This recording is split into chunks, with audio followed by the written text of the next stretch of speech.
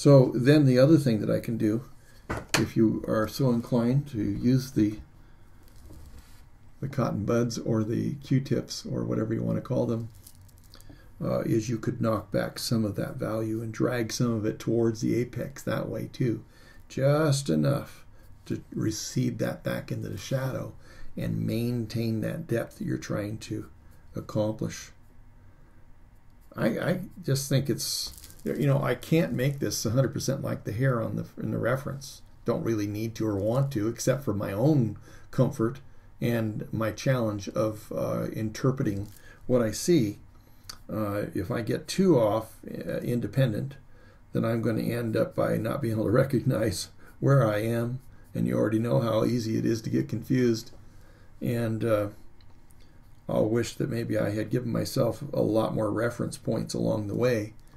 But still, I want to maybe even do something that's, if not at least as effective, maybe even more so, because I'm going to eliminate a few things and emphasize a few things. I have that opportunity. And so when you look at a photograph, and I keep saying this about all these extra little hairs, you are not required to put all those in there. And if you just put one, that would look kind of odd. So there's going to have to be a certain number of them. Otherwise, we're going to bring attention to it one way or the other. We're either going to obscure all of our hard work if we put too many of them in. And I think that that would be a shame, because I think the clarity here, it's starting to work, and I want to have that effect. And if I put those hairs and don't like them, how am I going to take them back? It's going to be a lot of work, and I don't want to have that happen, because I would have to go ahead and draw each one of those spaces back in. I've done it before, but as I've made decisions like that I wished I hadn't made.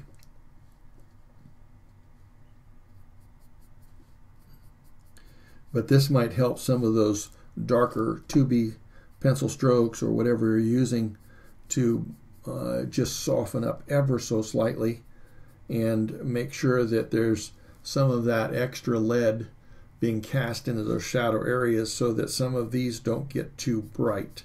I'm going to knock this back quite a bit. Let's see, where am I? Yeah, it's like this one right here. And I see a highlight, but it isn't that bright. And so I don't want it to be as bright as some of the other ones. I want some of them to be a little more dominant. So I'm going to take that opportunity to knock it back with that Q-tip, recede it back into the background. Now, if I was using a burnishing stick, for me, it's just too much. There's always a time and place for everything. You might have one in your arsenal, and find a place to use it. But I just strongly suggest that you don't make it a habit of using it. It can become such a quick way to solve problems and eliminate so many of your options if you're not careful. And it would change the texture of the paper a lot more than this is. This is very, very soft, and I'm not pressing, like I'm not going in here and just like that.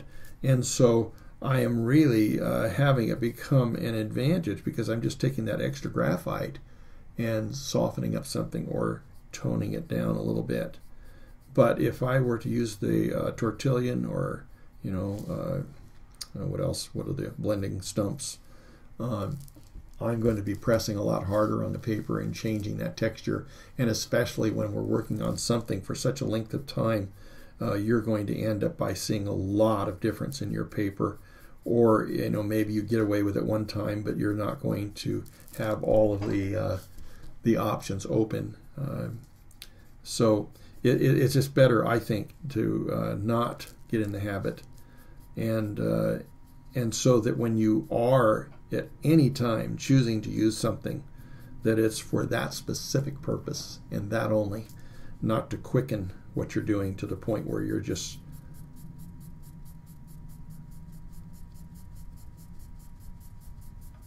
having it affect everything down the line.